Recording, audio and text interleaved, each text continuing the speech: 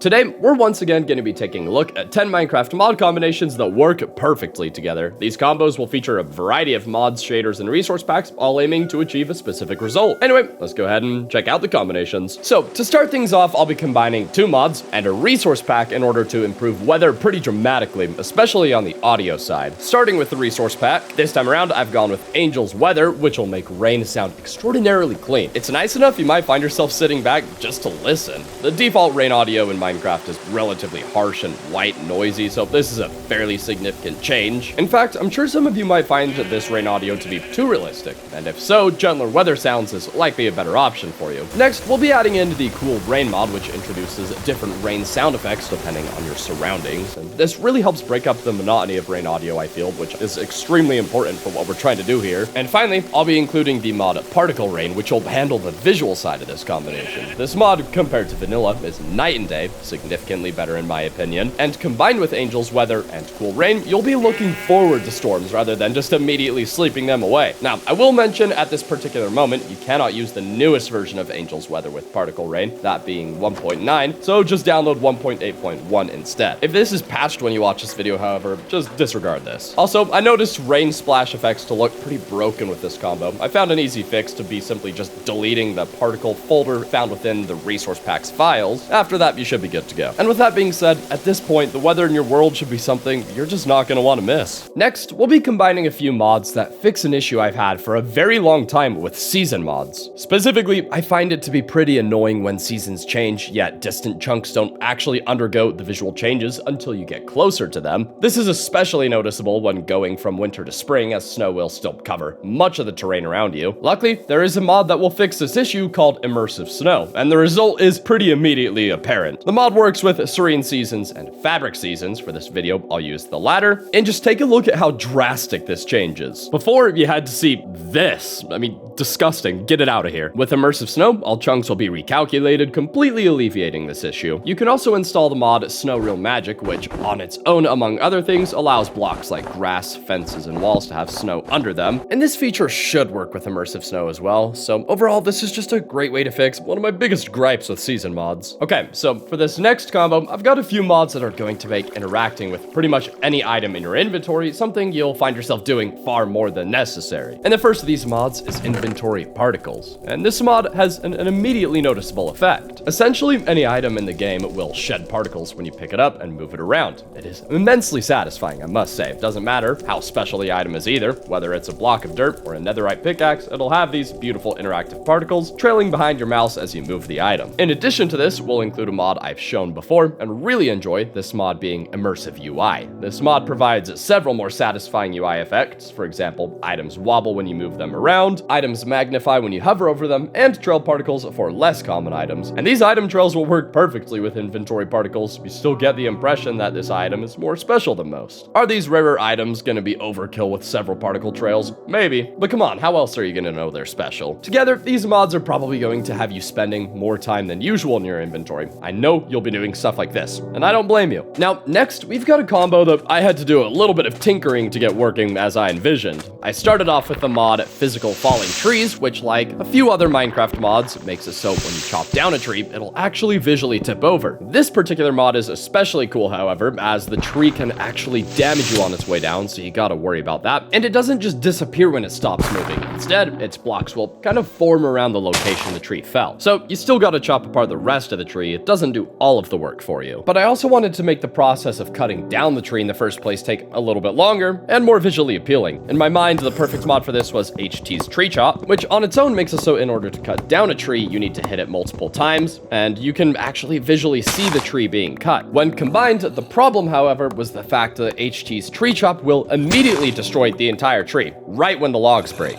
It completely cuts physical falling trees right out of the equation. And this is where I had to get a little creative. I opened up the config file for HT's TreeChop called TreeChop Common and found the setting for max tree blocks, which dictates how many blocks the mod can decide belong in a single tree. By default, this is set set to 1024. I went ahead and changed this to 3. That's the number that worked best for me, and for most average sized trees, this actually works quite well. You'll hit the tree a few times and then it'll topple over. However, after making that config change, HT's TreeChop doesn't want to work on giant trees because it doesn't even know they're trees. And this is because of the setting that requires leaves in the vicinity. Our max tree size is literally only 3, so it can't find any leaves at all if the tree is any bigger than average. So just disable this setting and large trees will come down just as the small ones do. Now, with this setting disabled, you will need to be careful of breaking log blocks in general, as everything is kind of technically a tree now, but because our maximum tree size is 3, it shouldn't be too destructive. Overall, I'm quite happy with this combo. It isn't perfect, as big trees will still only take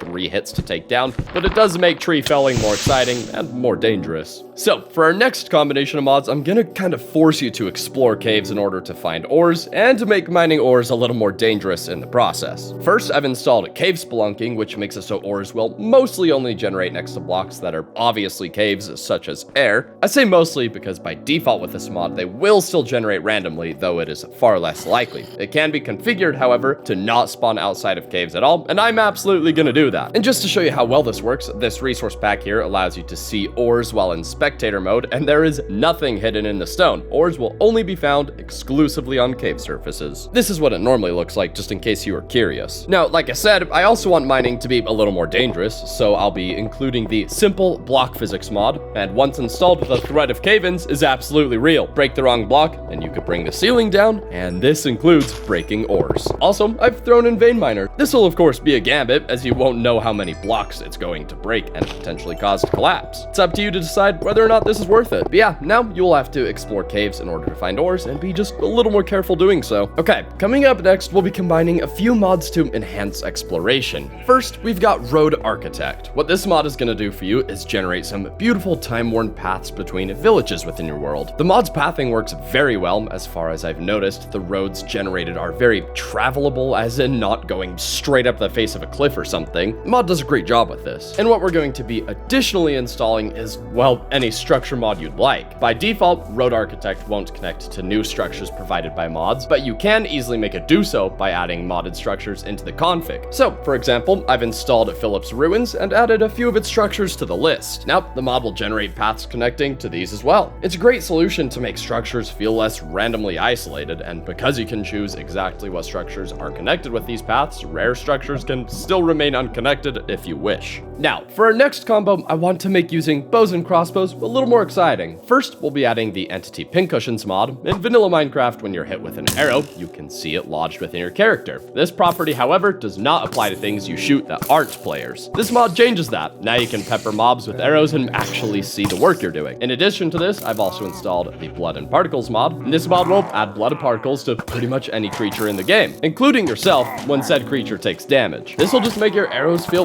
more punishing. And if you want to make this even more intense, you can instead use BN blood particles, which turns battles into absolute massacres. And to really finish off this combo, you can install Safe Physics mod for some nice ragdolls, or Fresh Animations, which continues to just get better with time. Either of these mods will make mobs feel even more reactive to damage. They don't work very well together, however, so I'd pick one or the other. Moving on, I'm going to put together a combo that makes torches simultaneously more useful, yet less trustworthy. First, you'll want to go with one of the many dynamic lights mods. I've gone with Lamb Dynamic Lights. You'll be carrying around torches pretty often when using this combo, so get this installed. Next, you'll want to install Torch Hit, which will allow you to use your torch as a weapon, setting enemies aflame. Extremely useful if you've got a torch in one hand, pickaxe in the other, and don't want to constantly switch to a sword or worse, of a shield as well. I'm also including the Soulfired mod, which on its own gives Soulfire the ability to actually set things on fire with its unique blue color, and this will work perfectly with Torch Hit. If you happen to acquire a soul torch, you can now use it as expected. Now, finally, I'm going to be mixing a cool limited lifespan torch mod I came across recently. Most mods like this make it so after a predetermined amount of time, your torches will just suddenly go out. This mod, however, called Flimsy Torches, will make it so your torches burn out in stages. So rather than just going out instantaneously, you'll get a sense for when their time is running low. As I said though, together these mods will make torches both extra helpful and a little more dangerous to rely on. I will quickly mention, you need to edit Torch Hit's config to accept Flimsy Torches as something that can actually set entities on fire. By default, it does not do this. Alright, now we're going to combine a little bit of everything in order to make fields of grass in your world better in every way. First, you're actually going to need to install a shader, and you've got two options here. Option one is installing complementary shaders along with the